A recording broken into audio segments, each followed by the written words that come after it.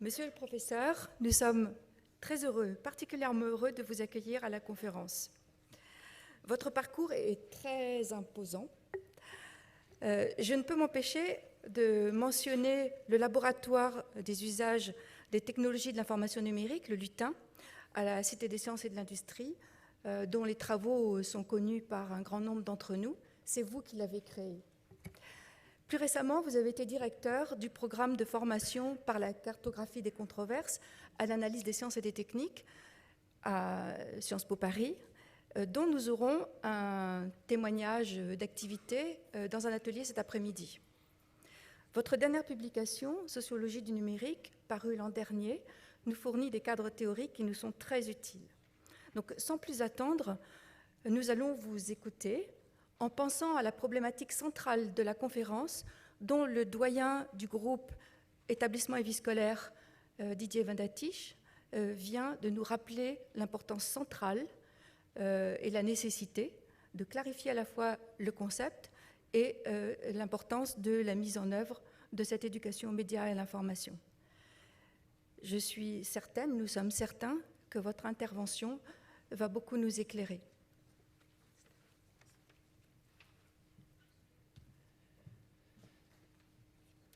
Je mets mon chronomètre pour être sûr d'avoir un peu de temps de discussion quand même, parce que sinon on abuse de la position magistrale, comme toujours. Donc, merci pour votre accueil, merci de prendre le temps de chercher avec moi dans des directions un petit peu, comment dire, encore un peu plus complexes que toutes les questions qu'on se pose au quotidien dans nos travaux, dans nos activités pédagogiques, qui est celle de l'éducation à l'incertitude. Et je voudrais justement fixer les idées un petit peu autour de cette question et expliquer un petit peu pourquoi j'ai choisi ce titre-là, en distinguant bien trois types d'activités qui ne sont pas incompatibles, bien entendu, mais en veillant bien à les différencier. J'ai choisi éduquer, d'une part, parce que je suis de formation éducateur de jeunes délinquants, et croyez-moi, ça marque à tout point de vue. Et il se trouve en plus que je le dis toujours à mes étudiants, même de Sciences Po ou de l'EPFL, qu'effectivement, je reste éducateur aussi. Évidemment, ça reste dans l'éducation nationale, ça paraît très normal de ça, mais sans doute qu'on a perdu ce que pourrait signifier réellement quelquefois ce terme-là. Et je le différencie ici d'enseigner, parce qu'enseigner, de fait, il y a toute une partie de mise en signe, justement, qui suppose qu'il y a comme un capital de savoir, qui sont déjà quand même stabilisés, donc plutôt certains. Et ça, c'est évidemment une activité essentielle de ce socle qu'on a évoqué tout à l'heure. Mais c'est aussi, et on l'a rappelé, et Michel Lusseau l'a rappelé, y compris dans son introduction, c'est aussi entraîner au sens d'exercer au doute méthodique, qui est le b.a.-ba, j'allais dire, de la pratique scientifique comme procédure de connaissance. Et s'exercer dans ce sens-là, ce n'est pas seulement enseigner précisément, ce n'est pas ni tenir un discours ni mémoriser, mais c'est bien entendu s'entraîner, s'exercer, se mettre dans des situations pour précisément aller chercher les preuves et chercher la discussion nécessaire en argumentant dans un cadre scientifique et en veillant comment ces connaissances sont produites dans ce cadre-là. Cet entraînement-là, c'est un autre type de pratique pédagogique et elle est tout à fait, elle est déjà fréquente bien entendu et elle est essentielle. Mais je rajouterais aussi cette dimension de l'éducation à l'incertitude, qui du coup devient là aussi un exercice, mais un exercice éthique, au sens où c'est précisément le travail sur soi et sur la capacité que l'on a à accueillir des possibles que je dirais non probabilisables. Et c'est effectivement là le terme même et la définition que je donnerai ici de cette incertitude. Et vous voyez bien qu'à ce moment-là, ça complexifie singulièrement l'affaire, parce qu'on n'est plus ni dans des savoirs stables, ni dans des procédures bien identifiées.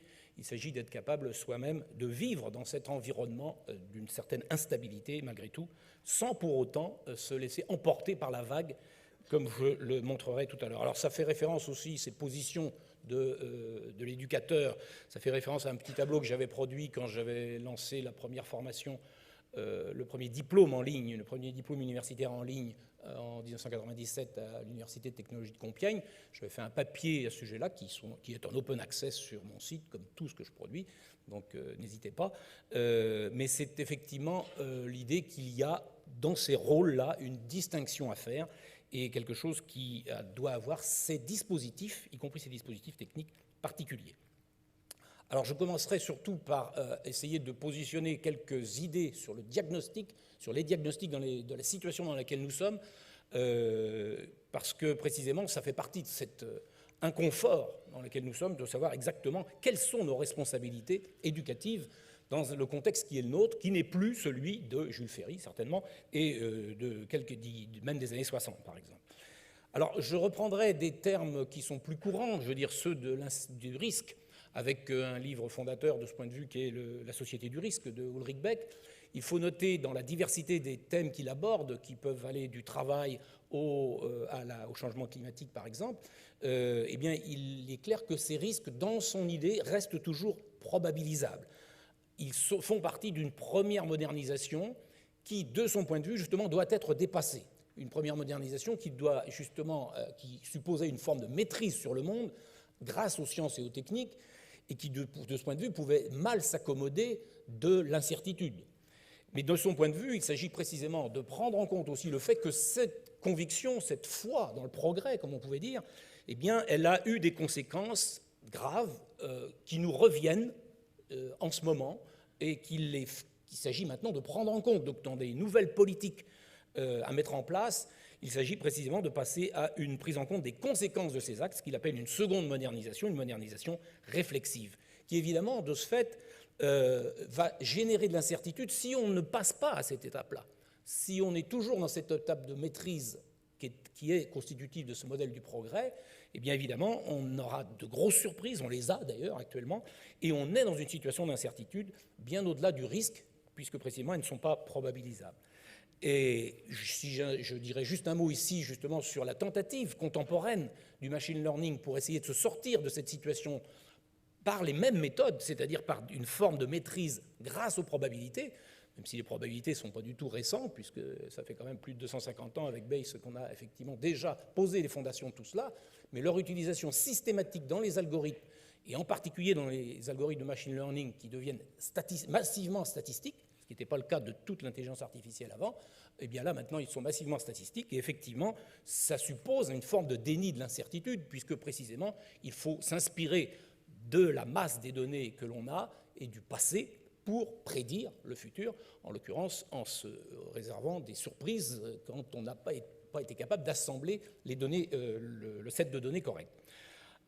En l'occurrence, première surprise par exemple, cette chute des cours et la crise des subprimes qui se prolonge toujours. Deuxième surprise, dans la même époque, Fukushima, où on n'avait pas, les probabilités de tsunami, effectivement, n'avaient pas été sans doute suffisantes pour cela.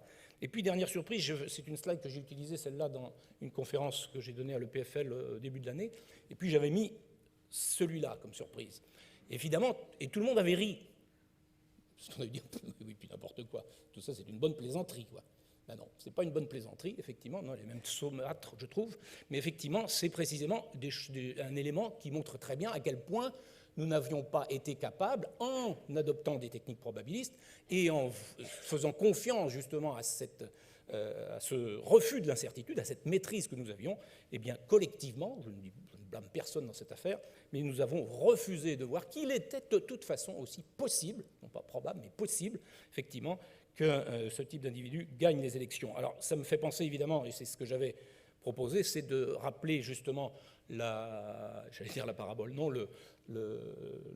l'histoire que raconte Bertrand Russell quand il dit effectivement que, pour montrer les limites des probabilités, quand il raconte l'histoire de la dinde qui, dans les 2 mois précédant Noël, est capable d'avoir un set de données extrêmement bien argumenté qui montre qu'à 9h du matin, tous les matins, elle sera nourrie de telle façon, etc., et qui, à partir de là, prédit, avec une certitude absolue, que le 24 au matin, eh bien, elle sera nourrie à 9h du matin. Manque de chance, c'est pas manque de chance, mais il se trouve que le 24 au matin, elle aura le cou coupé, pour des raisons que vous comprenez.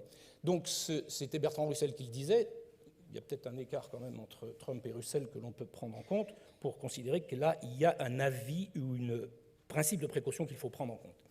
Alors le problème, c'est que dans cette logique du risque à l'incertitude, il faut bien voir que les grandes crises durables dans lesquelles nous sommes sont en réalité, paradoxalement, tout à fait certaines. Il n'y a pas d'incertitude de ce point de vue, mais en réalité, c'est très difficile d'apprécier.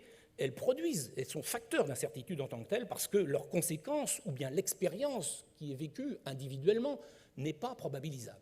Et à partir de ce moment-là, le réchauffement climatique, la finance spéculative, le chômage, la précarisation générale, le printemps arabe, le terrorisme, qui n'est pas la guerre, qui elle est relativement probabilisable. Dans cette affaire, le terrorisme, c'est précisément la difficulté particulière, c'est cela. Alors certains vont plus loin et vont jusqu'à dire, assumons même ce point de vue-là et disons que l'impossible est certain, c'était le point de vue du catastrophisme éclairé de Jean-Pierre Dupuy, qui est un peu repris par Paul Jorion d'une autre façon, et donc on a la nécessité, dans ce cas-là, de se situer quasiment dans une espèce de paradoxe conceptuel, en disant, de toute façon, ce sera certain, il est certain que ce que nous n'avons pas prévu adviendra. Il se trouve que le numérique, de ce point de vue, a ajouté une couche supplémentaire à tout cela. Je vais en lister quelques phénomènes, quelques propriétés qui méritent d'être prises en compte pour bien comprendre que le numérique n'est pas seulement une opération de maîtrise supplémentaire, malgré ce que j'ai dit à propos du machine learning, c'est qu'effectivement, on connaît disons, la nécessité ou le bug comme condition même de tous les algorithmes, et il y a un certain nombre d'auteurs qui sont capables de le démontrer là-dessus, effectivement, ce sont des problèmes de fiabilité du système, mais il faut vivre avec cette idée du bug qui est constitutif du numérique. De la même façon, l'opacité de ces algorithmes et ces effets boîte noire génèrent, elle aussi, des effets d'incertitude particuliers. Plus important et qui nous touche encore plus directement, c'est l'insécurité des réseaux. On l'a vu avec Snowden, quand ce sont les agences de renseignement qui viennent chercher les informations qu'elles souhaitent là où elles veulent, mais on le voit avec les conséquences sur les hackers et les data breach que l'on a partout systématiquement et qui augmentent en volume, en conséquence, toutes les semaines. On voit bien qu'effectivement, le réseau, même Internet tel qu'il a été conçu, et tel qu'il a surtout été, il a dérivé petit à petit, il a dérivé vers un système qui est tout à fait non sécure, au profit de la vitesse, puisque le seul argument commercial, bien entendu, mais aussi du point de vue de l'usager, ça fait sens, c'est avant tout la vitesse, au mépris de la sécurité, et donc on voit les conséquences que cela peut avoir. C'est aussi l'incertitude sur les valeurs des immatériels, ce sont des termes qu'emploie Yann Moulier-Boutan quand il travaille sur le capitalisme cognitif, pour comprendre comment nous avons muté de régime économique dans un univers où, précisément, on n'est pas capable d'anticiper la valeur de ces biens, et que cela crée des incertitudes pour les usagers, mais aussi pour les investisseurs, puisque ce sont notamment des biens d'expérience qu'il faut avoir expérimentés avant de pouvoir établir leur valeur. Et puis, autre facteur qui est plus connu, c'est la rapidité d'innovation, avec cette loi de Moore que l'on a considérée comme qui est une loi empirique seulement, mais qui se trouve vérifiée, et qui, y compris d'ailleurs, les industries maintenant adoptent dans une logique performative assez amusante, qui consiste à se caler sur cette loi de Moore pour programmer leur développement.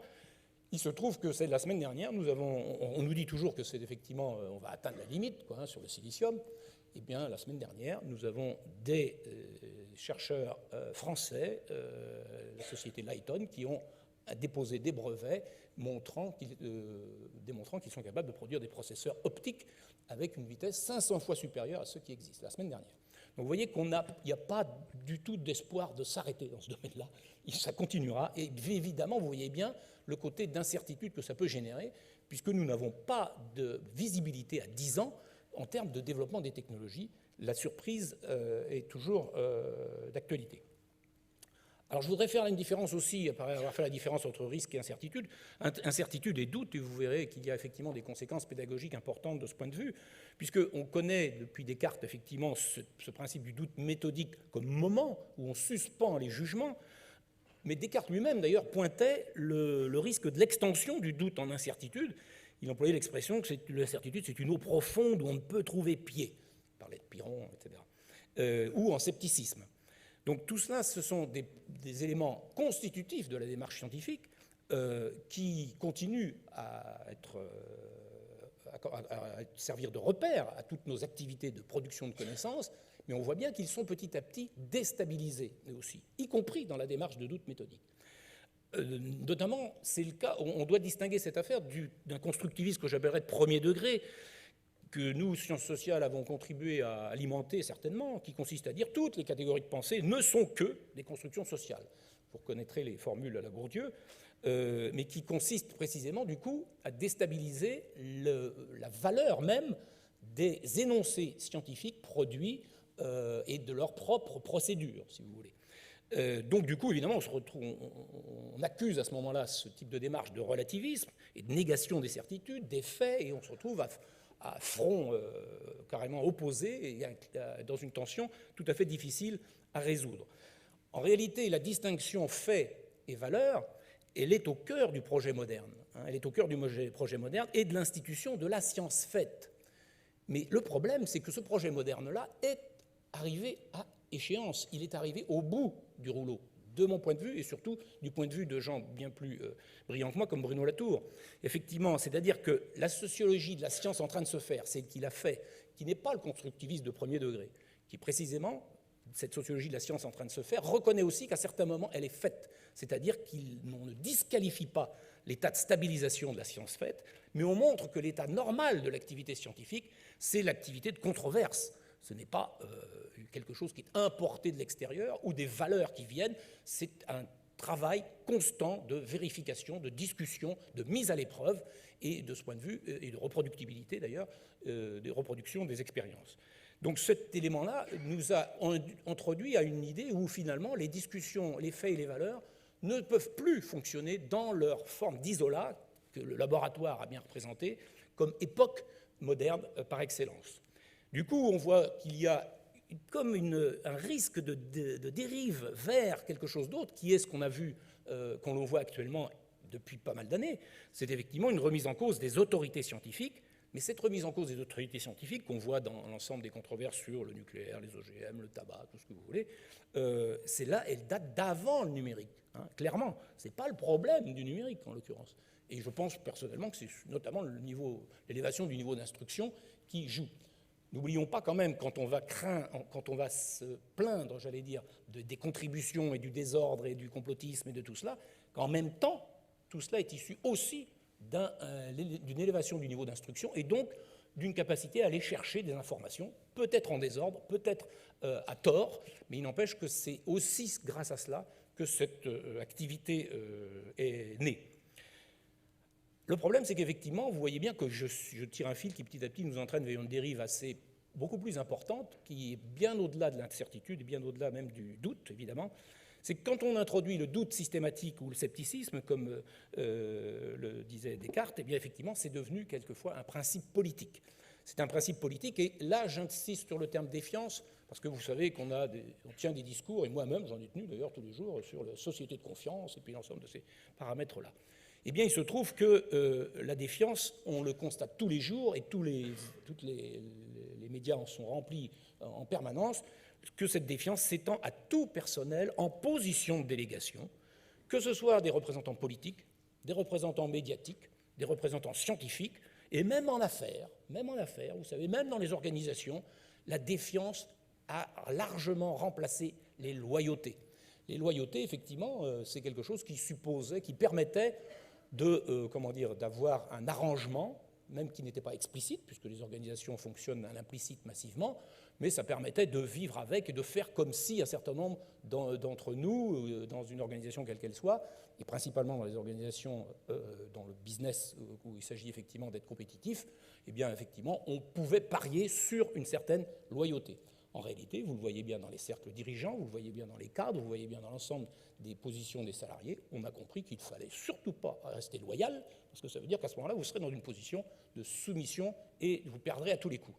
Résultat, vous avez finalement cette défiance qui s'introduit au cœur même de la coopération et des principes du travail.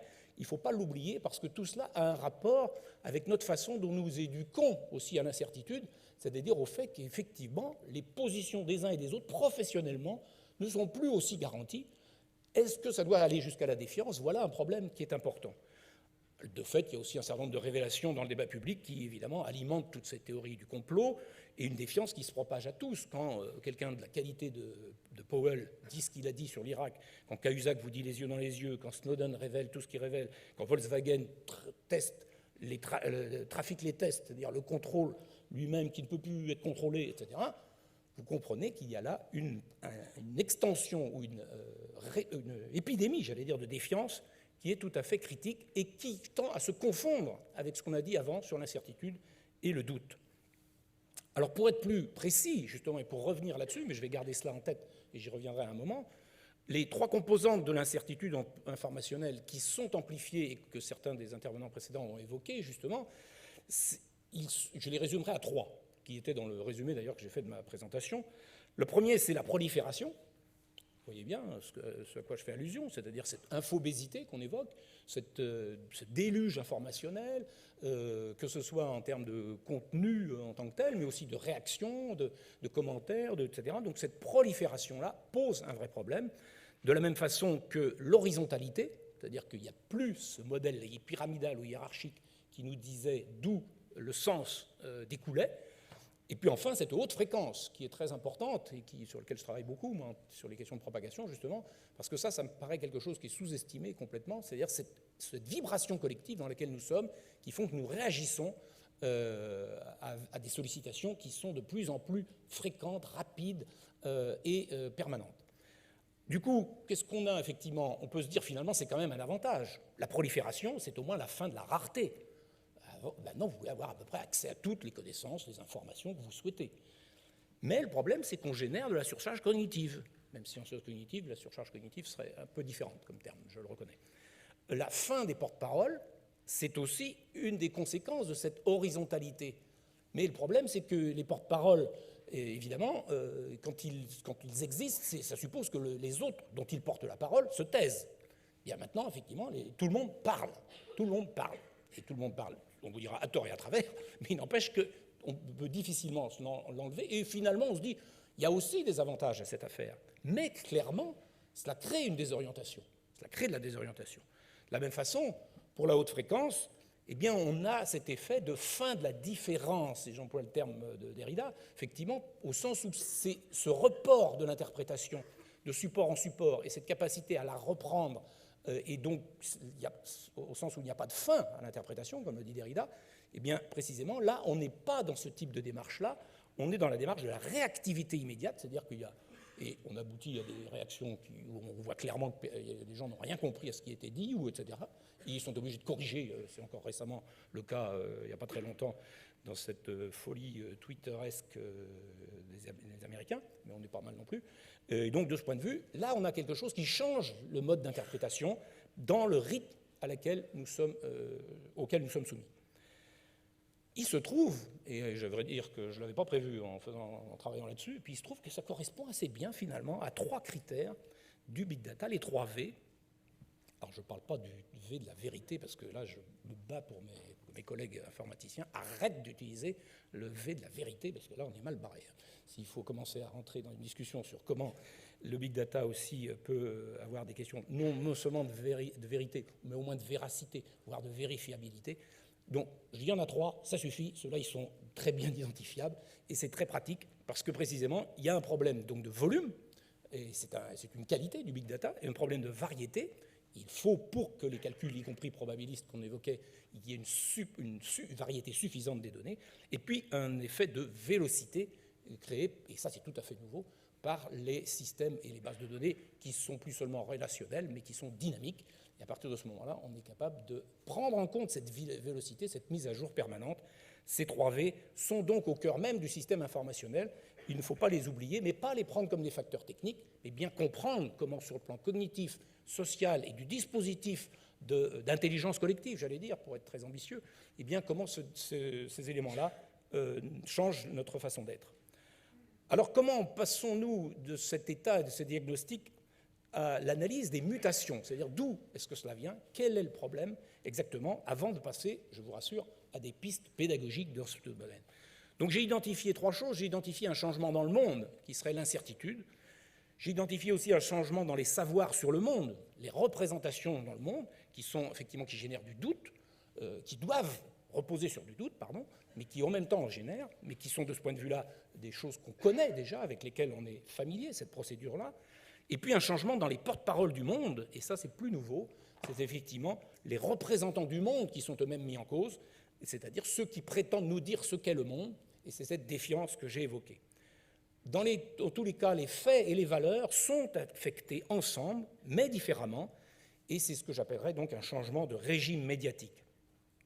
Alors le changement de régime médiatique, dans mon bouquin, je fais référence à toute une partie historique sur l'imprimé. On peut se limiter à l'imprimé, on pourrait sans doute faire des segmentations un peu plus fines, mais l'époque de l'imprimé, elle a eu ses médiations, et l'époque du numérique, elle a aussi ses médiations.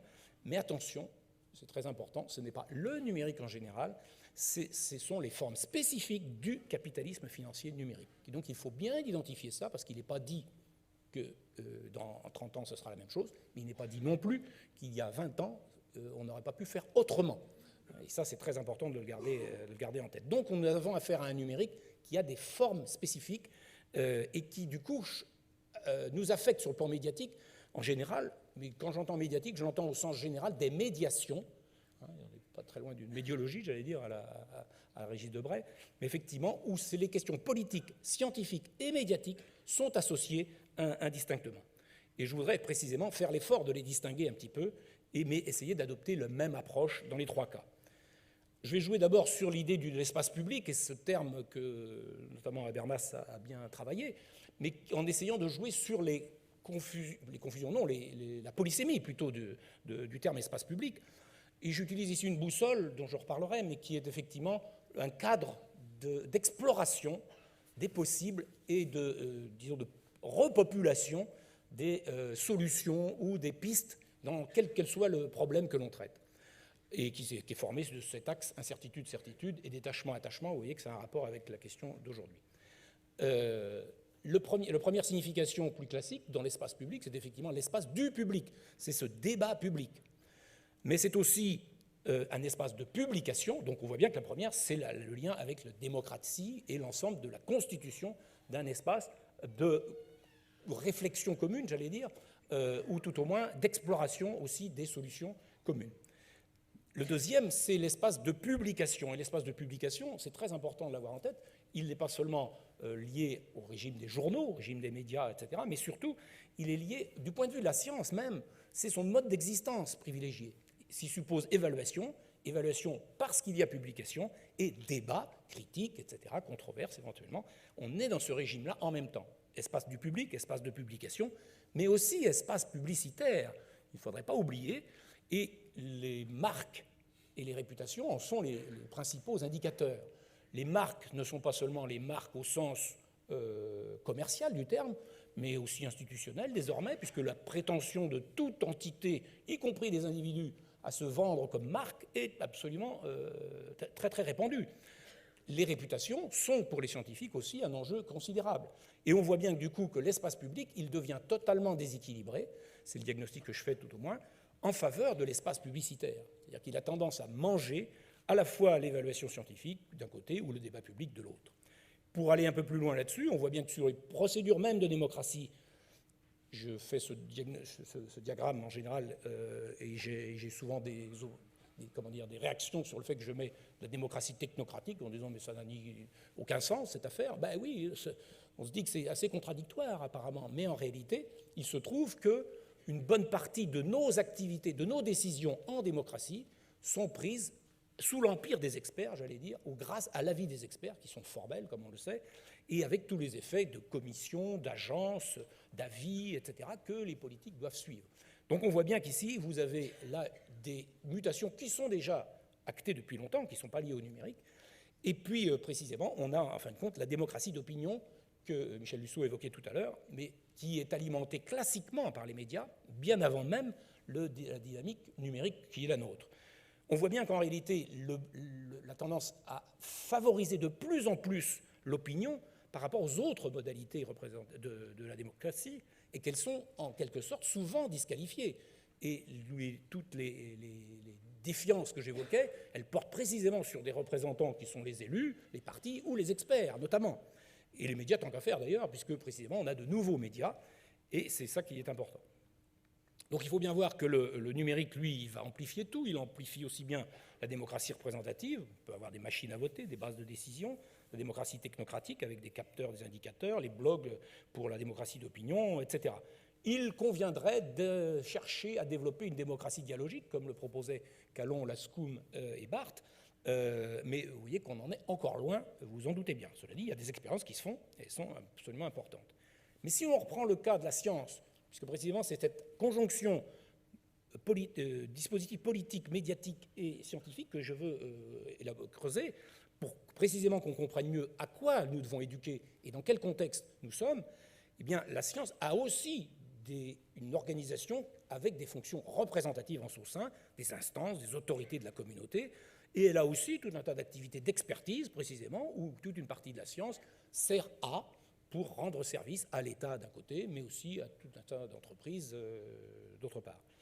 Eh bien, on voit bien que ces deux dimensions-là de la science, si vous voulez, sont largement emportées désormais par ce que j'appelle, moi, la science d'opinion, au sens pas seulement des médias, parce qu'on a toujours critiqué un petit peu les scientifiques qui allaient dans les médias, mais aussi du fait que le système même de ranking est un principe de réputation qui fonctionne précisément en disqualifiant les instances, les experts et d'autres principes de l'activité scientifique, et qui génère de la réputation pour elle-même, qui tourne sur elle-même et qui, évidemment, génère des effets performatifs où on essaye de se pousser dans les rankings à sa façon, individuellement ou collectivement d'ailleurs. Il faudrait, évidemment, favoriser, encourager aussi un quatrième volet qui est la science dialogique, avec des collectifs d'exploration scientifique, sciences citoyennes, sciences ouvertes, mais là, on sait aussi que c'est encore très faible, ça émerge, c'est ça qui est important, mais on voit bien que c'est toujours faible. Et les médias eux-mêmes, eh bien, on a des médias représentatifs qui se vivent comme représentatifs de l'espace public, la presse instituée, les masses médias traditionnelles, mais aussi qui tentent une évolution en basculant vers le data journalisme. Et là, je leur souhaite vraiment de se rendre compte qu'il faut vraiment que le mot important reste journalisme et pas data, parce que là, effectivement, à mon avis, ils sont mûrs pour se faire prendre leur métier à grande vitesse. Et de l'autre côté, des médias d'opinion qui sont effectivement, ça paraît un peu paradoxal d'appeler ça des médias d'opinion, mais le problème c'est qu'on a une accélération complète de ce phénomène-là, puisque des médias sociaux et les blogs débordent carrément les masses médias actuellement. Il faudrait là aussi des médias d'exploration, etc., mais on voit bien que c'est plus compliqué, y compris techniquement, à inventer. Il se trouve que ce type de tableau, effectivement, Andy Warhol en avait fait un bon résumé, avec quelques citations que vous connaissez forcément. La notoriété, c'est comme de manger des cacahuètes. Quand on commence, on ne peut plus s'arrêter. À l'avenir, chacun aura son quart d'heure de célébrité mondiale. Aucune différence entre vivre et regarder la télévision. Ne fais pas attention à ce qu'on a écrit sur toi. Contente-toi de le mesurer. Être bon en affaires, c'est la forme d'art la plus fascinante. De mon point de vue, c'est vraiment le prophète médiatique par excellence du capitalisme financier numérique qui repose sur quoi? Sur la réputation, le relativisme, la mesure et le business. Voilà l'environnement médiatique qui va bien au-delà des médias précisément, mais qui est aussi un environnement démocratique et un environnement scientifique, qui marche en même temps. Et c'est ça le problème, parce que précisément, ce n'est pas seulement une cible, une plateforme qu'il faut critiquer, mais c'est bien plus vaste de ce point de vue. Alors les médias traditionnels avaient des solutions par rapport à ça, par rapport à ces questions de prolifération, d'horizontalité ou de haute fréquence. Leur méthode, c'était de dire, oui, mais nous sélectionnons justement, il n'y a plus prolifération parce que nous sélectionnons.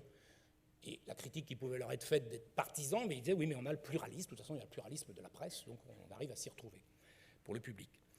De la même façon, l'horizontalité et l'absence d'autorité, eh bien, elle était récupérée par l'autorité de l'objectivité, qui est clairement une fiction, on l'a bien démontré de ce point de vue, les médias studies l'ont bien démontré, mais il y avait quand même l'indépendance. Donc, il se trouve que les médias ne sont plus aussi indépendants, et ça fait partie du problème, justement. Et puis enfin, la haute fréquence, eh bien, là, clairement, les masses médias ont toujours pris le contre-pied, même si petit à petit ils se sont mis à ce rythme et ils ont accéléré le rythme. En réalité, il y avait toujours une latence, parce qu'y compris un vrai travail journalistique, c'est toujours un travail de confrontation des sources qui demande du temps, qui demande de l'enquête, etc. Et donc, ils étaient délibérément hors jeu dans cette affaire-là. Et c'est un des problèmes qu'ils ont actuellement, évidemment, puisqu'ils ne peuvent pas décemment produire des enquêtes à coups de tweet, ça c'est clair. Les plateformes, en comparaison, les plateformes numériques ont, elles, une autre politique et d'autres méthodes qui sont tout à fait intéressantes à étudier pour qu'on comprenne bien à quel point les problèmes soulevés et provoqués, y compris par le numérique, débouchent sur des solutions proposées par les mêmes plateformes numériques. Ce qui paraît un peu paradoxal, mais c'est le cas. Pour les plateformes, et je pense bien entendu aux GAFA, auxquels il faut rajouter Twitter et puis Microsoft, qui maintenant a racheté LinkedIn, donc c'est devenu une plateforme, c'est effectivement la hiérarchisation opaque. Personne ne sait exactement comment elle se fait. Et c'est ce qu'on j'appelle effectivement le ranking que tout le monde connaît sans le connaître, c'est-à-dire qu'on sait qu'il se trouve qu'on a à disposition un ranking qui effectivement est supposé reposer sur un algorithme et sur un brevet, mais qui en réalité a évolué constamment, et donc on n'est jamais à jour de ce point de vue. C'est même un enjeu pour Google de faire en sorte que personne ne puisse être à jour sur ce plan, sur les méthodes de calcul, pour ne pas fausser ces calculs. C'est ce qu'ils appellent effectivement produire de l'objectivité algorithmique. L'intérêt, c'est que la mutation, et celle-là elle est plus récente, c'est qu'on aboutit petit à petit à un ranking d'un moteur de réponse. Je pense que les termes ont vraiment un sens de ce point de vue. Ce ne sont plus des moteurs de recherche, ce sont des moteurs de réponse. L'objectif n'est pas d'aller envoyer les gens explorer le web, il est au contraire de les retenir sur sa plateforme et de lui donner la réponse immédiatement, le plus vite possible. C'est ce qu'on appelle la position 0, vous savez, sur les listes de résultats. Et donc, on se débrouille pour donner cette position-là. Et puis, avec ça, ça suffit. Il se trouve, comme par hasard, que c'est une réponse qui correspond à une information présente dans un des écosystèmes, dans un des éléments de l'écosystème de Google. Et avec ça, vous restez à l'intérieur du système lui-même. Donc, ce changement-là, moteur de réponse, est très important et devrait faire partie de l'éducation de base, d'ailleurs, du point de vue des médias. Deuxième chose, pour la variété, eh bien, on aboutit à cet effet qui a été évoqué précédemment, de ce filter bubble, cette bulle de filtre, qui est liée à un effet de personnalisation où tout le monde trouve son avantage, évidemment, mais qui reste complètement opaque. Ce n'est pas vous qui décidez quoi que ce soit là-dedans, même si vous essayez de paramétrer un petit peu. Et en réalité, on filtre là, à partir d'un point de vue d'un réseau tribal. Je n'ai rien contre l'expression réseau social, mais elle est trop vague. Il va falloir commencer à dire de quel type de réseau social il s'agit. En l'occurrence, c'est un réseau tribal. Il se trouve que moi, j'ai fait une enquête pendant plusieurs années au niveau international dans 8 pays dans le monde, assez approfondie des usages des portables notamment, et il apparaît clairement que finalement, je valide d'une certaine façon ce que disait Thomas d'Aquin par opposition à Aristote, où il disait « l'homme est un animal familial plus que politique ».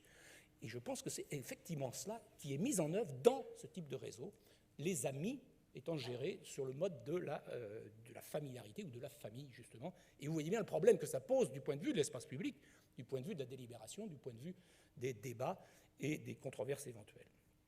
Et puis, dernier point, la haute fréquence, eh bien, on voit bien qu'elle est gérée en termes de réactivité immédiate par Twitter, notamment, qui est pour moi le prototype, justement, de cette machine mémétique, qui produit de la répétition et qui, évidemment, la répétition, elle peut avoir ses qualités, ce n'est pas le problème. Le problème, c'est quand on devient captif de cette répétition-là, et qu'on ne peut plus faire de différence, comme dirait quelqu'un, eh bien, effectivement, on est à ce moment-là pris dans ce type de logique. C'est effectivement la machine mimétique qui fonctionne et qui s'étend à toutes les activités, vous l'avez bien vu, y compris aux activités politiques. On a donc, de fait, un oligopole de l'attention numérique qui s'est construit, où il y a la prédation des réputations, puisque au début, on fait de la publicité pour les plus réputés, hein, sur une liste de résultats de Google, et puis petit à petit, c'est Google lui-même qui devient le bénéficiaire de la réputation, de cette agglomération de réputation, comme toute logique de plateforme, hein, y compris en matière d'éducation à distance, je vous le garantis.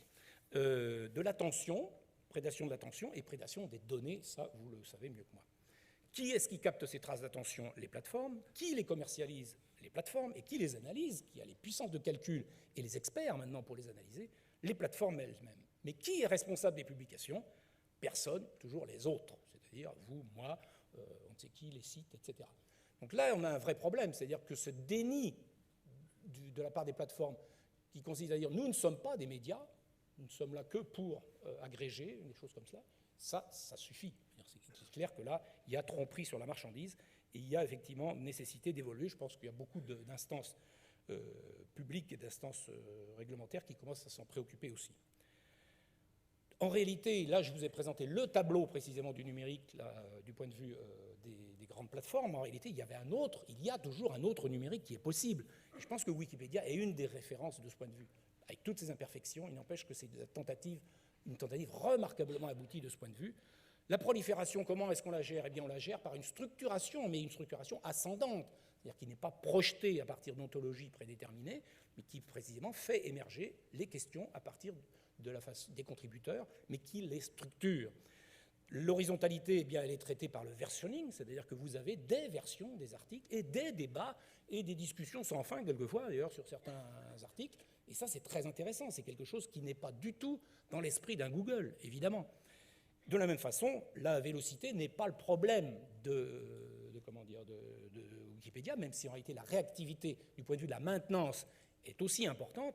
Mais ce qui est plus important, c'est qu'on a affaire à un historique. Et quand on garde de l'histoire, on est capable de comprendre comment se sont construites ces connaissances dans ce débat, précisément, de garder cette trace. Et là, il y a du point de vue pédagogique aussi, c'est sans doute plus important d'aller voir ces historiques de Wikipédia que les réponses strictement dites elles-mêmes. Donc l'incertitude du monde, elle est amplifiée par le numérique, je l'ai suffisamment argumenté. Le doute, en revanche, il est peu amplifié, puisqu'on travaille sur l'immédiateté et la remédiation. La défiance, en revanche, elle est étendue aux nouveaux acteurs du numérique eux-mêmes, puisqu'on se méfie maintenant, y compris de Google, de Facebook et des autres, mais elle est amplifiée aussi par eux-mêmes. Le problème, il est que dans ce climat de défiance, on passe à un climat de défiance ordinaire qui a des conséquences morales et communicationnelles importantes. Il se trouve que dans des systèmes qu'on peut étudier actuellement, ou qui sont en débat, par exemple le tirage au sort, comme mode de représentation, eh bien en réalité, on voit bien que la question de la défiance est au cœur du dispositif même, qui consiste à dire on ne peut plus jamais faire confiance à quelqu'un qu'on élit avec le système des élections, il faut donc passer au tirage au sort. De la même façon, de façon encore plus intéressante, la blockchain, au début je pensais que c'était un système de tiers de confiance distribué, si vous voulez, qui permettait de garder les traces de toutes les activités et de les partager, de les répartir, de les distribuer entre les machines, et à partir de ce moment-là, d'avoir précisément un nouveau tiers de confiance. En réalité, non, c'est un tiers de défiance. C'est-à-dire que par principe, on ne fait confiance à personne pour garder la trace authentique, valide, légitime de transactions et d'activités, quelles qu'elles soient. Donc ça, c'est très important. Ça veut dire que la culture de la défiance va plus loin que seulement une réaction spontanée ou épidermique d'un public qui sature d'une certaine façon, mais il n'empêche que ça change quelque chose. Jusqu'où peut-on aller dans ce domaine? Là, c'est un problème parce que ça change du point de vue personnel, et c'est quelque chose qui me fait un peu mal au cœur, parce que j'ai toujours fondé mon activité publique et relationnelle sur la confiance. Et c'est le principe de la confiance qui consiste à dire on fait confiance et puis on révise au cas où. C'est ce que disait Pierre Livet. On révise au cas où. Mais là, dans le monde dans lequel nous sommes, dans les techniques, dans les solutions, dans un certain nombre de situations que je viens de décrire, ça devient sans doute plus rationnel d'être dans une posture de défiance. Le problème, c'est que le seul moment où j'ai vécu ça, moi, c'était quand j'étais en Pologne à une époque du totalitarisme, et c'est insupportable. C'est-à-dire si vous êtes obligé toujours a priori de suspecter ce que dit l'autre, c'est invivable. Vous voyez. Et donc voilà le problème, c'est dans lequel nous sommes, et bien entendu, cela déclenche cet effet de mélancolie profonde. Vous voyez. Mélancolie profonde qui est celle, effectivement, de Dürer en 1514. On pourrait d'ailleurs en faire toute une exégèse très, complotiste ou, initiatique, etc., avec la météore, le rhomboèdre, le carré magique, etc. Mais ce qui est important, surtout, c'est de voir que cela, c'est quelque chose qu'on peut éprouver, que je ne pense pas être tout seul à éprouver, c'est-à-dire se dire, mais on est dans une phase de désenchantement, comme l'avait dit Weber, qui n'était pas celui de Weber, effectivement, qui est vis-à-vis des religions, mais c'est celui de désenchantement vis-à-vis de la science, vis-à-vis du progrès, vis-à-vis de tout cela, et vis-à-vis même des technologies là, qui ont continué à nous vendre, et de fait, on est dans une situation difficile. Ce qui est important, psychiquement, comme le dit Lacan, effectivement, parce que les non-dupes errent. Bon, effectivement, c'est précisément ce principe-là, c'est-à-dire nous sommes du coup dans une situation d'errance, et je pense que Lacan avait tout à fait raison dans cette affaire. On ne veut plus être dupe de quoi que ce soit, et oui, mais à ce moment-là, nous sommes sans repère, et sans jeu de mots cette fois-ci. Et donc là, vous avez précisément ce climat-là. Il faut bien le comprendre. Pourquoi? Pour partager, y compris l'état psychique du public ou des étudiants, des élèves avec lesquels nous sommes. Ça fait partie aussi du climat dans lequel nous sommes. Et si je m'arrêtais là, on me dirait merci beaucoup, vous avez plombé l'ambiance, c'est terminé, autant aller se tirer une balle, et voilà. Bon. Mais, nous autres pédagogues, nous avons aussi des ambitions, nous avons la prétention de se dire on peut arriver à tenter encore quelque chose dans cette situation, mais je vous ai présenté la situation de façon assez complexe, j'allais dire, pour que vous vous rendiez compte de l'ampleur de la tâche. Mais vous le savez bien mieux que moi, je m'en doute. Et je terminerai là-dessus. Je dirais d'abord qu'il y a quelques petites pédagogies de l'incertitude. Je vais parler plutôt de choses que je connais et que j'ai pratiquées, malheureusement, et ça ne veut pas dire qu'il n'existe pas d'autres choses, bien entendu, mais au moins je peux en parler en première source, dans la logique de défiance qui est là, au moins je sais de quoi je parle. Bon. Mais c'est-à-dire les petites pédagogies de l'incertitude, c'est d'une certaine façon un précis de désintoxication numérique. Comment se détacher de ces solutions des plateformes qu'on vient d'évoquer? Je pense qu'il y a pédagogiquement à développer de petites méthodes qui sont par exemple la sélection renforcée des amis et de leurs publications, pour ne plus crouler là-dessous, et donc arrêter de se courir après le nombre d'amis. Et les élèves, eux, je pense qu'ils peuvent tout de suite comprendre ce que ça veut dire. Le partage de bookmarks, et donc là on a du volume, certes, mais structuré. Il y a des applications pour ça, comme Pearl Trees ou d'autres. Du point de vue de l'horizontalité, eh bien, admettons qu'il y a en réalité, cultivons la variété. Google n'est pas une autorité. Exerçons-nous à utiliser des moteurs de recherche et non de réponses. Donc utilisons-les et sortons de l'écosystème Google ou de l'écosystème Facebook pour aller ailleurs. Reprenons l'historique, par exemple, des versions sur Wikipédia pour contribuer, et ça, c'est quelque chose d'absolument pédagogiquement très intéressant. Et puis, sur la vélocité, eh bien, supprimons les alertes, supprimons les notifications et les offres non sollicitées et les réponses, y compris qu'on vous fournit, pour rentrer précisément dans du temps long de l'exploration, tout au moins pour le favoriser, en s'empêchant de retweeter. Et pas avant 24 heures. Ah là, c'est terrible. Bon. Mais on doit être capable de le faire, sinon, effectivement, on est dans cette logique d'intoxication, qui est un titre d'un livre aussi de Sloterdijk, mais c'est effectivement un peu dans cette logique-là.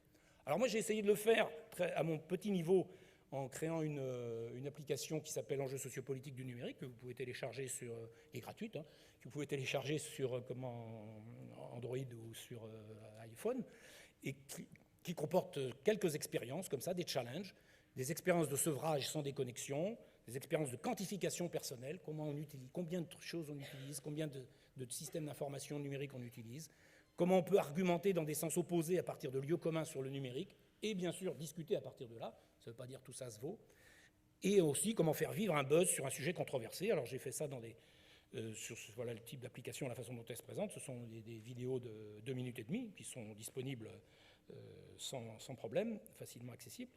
Et puis derrière, des challenges, comme ça, avec des challenges, une méthode et puis des façons de travailler là-dessus. Qui sont collectifs, je précise. C'est ça qui est important aussi, c'est que c'est collectif. C'est-à-dire on ne travaille pas dans son coin, on travaille ensemble, et déjà là, il y a du débat, il y a de la mise à distance, etc. Ce sont effectivement des pédagogies pour éduquer. Éduquer dans le sens où c'est un enjeu éthique d'autorégulation, avec des méthodes d'exercice personnel et collectif, qui devraient nous permettre de comprendre comment nous générons de la désorientation, nous-mêmes, avec les plateformes, en nous exerçant à les manipuler, à nous en passer, et comprendre comment nous utilisons des solutions des plateformes pour économiser le coût cognitif de l'exploration des incertitudes. Parce que c'est quand même économique, parce qu'effectivement, l'incertitude, c'est quand même barbant, et c'est du boulot. Bon, donc, effectivement, on comprend qu'il y a une offre qui répond à cela, qui vous dit « j'ai des réponses ». Et si vous dites « non, moi je veux de l'exploration », ah ben oui, mais il va falloir en payer le prix cognitif, vous voyez. Donc, apprendre à supporter ce coût-là et à s'équiper pour ne pas partir complètement dans la nature, parce que sinon c'est très difficile à vivre, c'est quelque chose qu'on peut faire. Et évidemment, il y a des programmes pédagogiques plus sophistiqués, plus élaborés pour explorer cette incertitude. C'est sur les 3 points que je continue à dérouler, si vous voulez, la prolifération, l'horizontalité et la haute fréquence. Eh bien, pour la cartographie des controverses, qui a été évoquée tout à l'heure, effectivement, eh bien oui, nous proposons, qui est appliqué depuis très longtemps par Bruno Latour et ses collègues, et qui, en l'occurrence, est appliqué aussi dans le cadre de Forecast dans les lycées depuis quelques années, puisque j'ai dirigé le programme Forecast pendant 3 ans, donc avec Bruno Latour.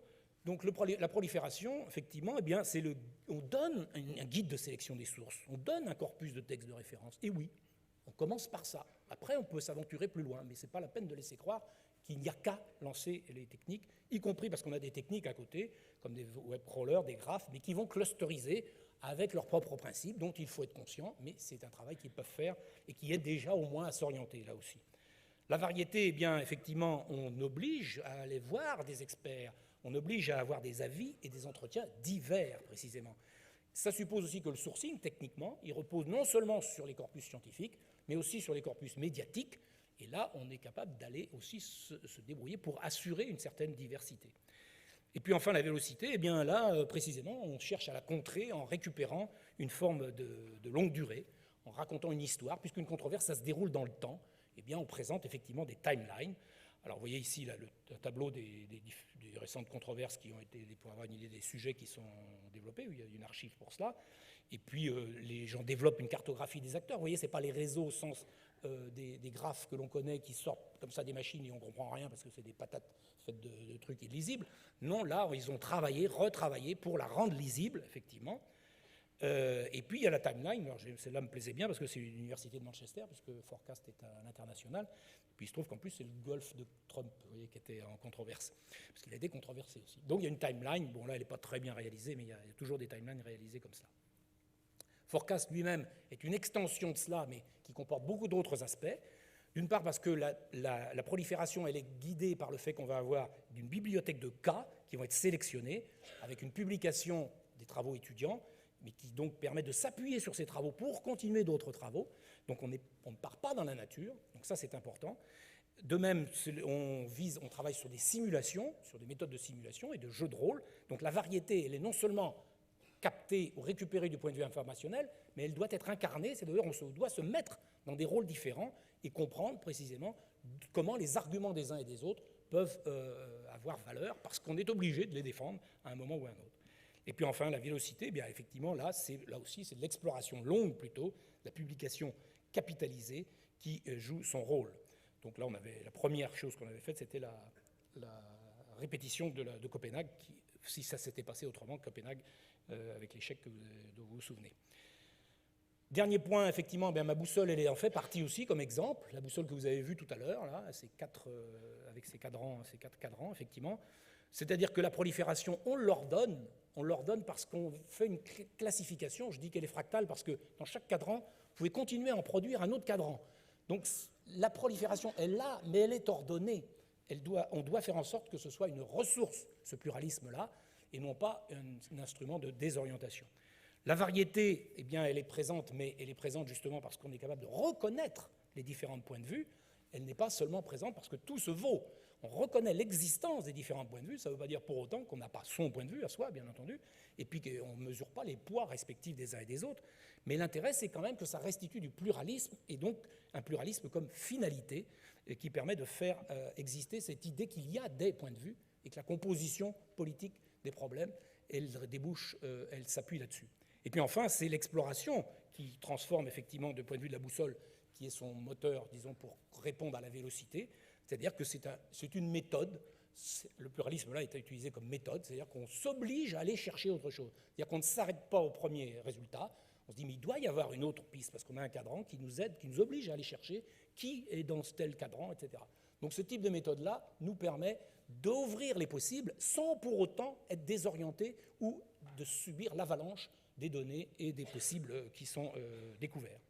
Donc pour conclure, je dirais que moi ce que je vante là, c'est effectivement une pédagogie du pluralisme pour explorer l'incertitude. Et je dirais que dans la lignée de ce qu'a dit Michel Luceau, c'est effectivement, je pense que nous vivons des temps de haine de la démocratie, que Rancière avait bien évoqué, mais qui sont assez impressionnants. Et je pense qu'elle est inhérente au capitalisme financier numérique et à son régime médiatique que j'ai évoqué. C'est-à-dire qu'effectivement, cette dynamique de la démocratie d'opinion, de l'ensemble des rankings et de toutes ces logiques d'opacité des algorithmes, et qui nous permet de nous passer du débat, parce que c'est ça le problème, du passer du débat scientifique, politique, médiatique.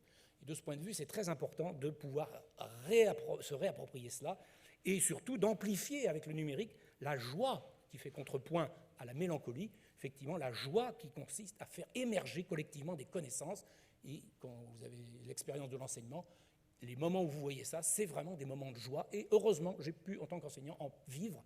Et je souhaite vraiment qu'on puisse les reproduire, les multiplier, et de ne pas baisser les bras face à la mélancolie que l'on veut, dans laquelle nous voulons nous faire vivre. Merci.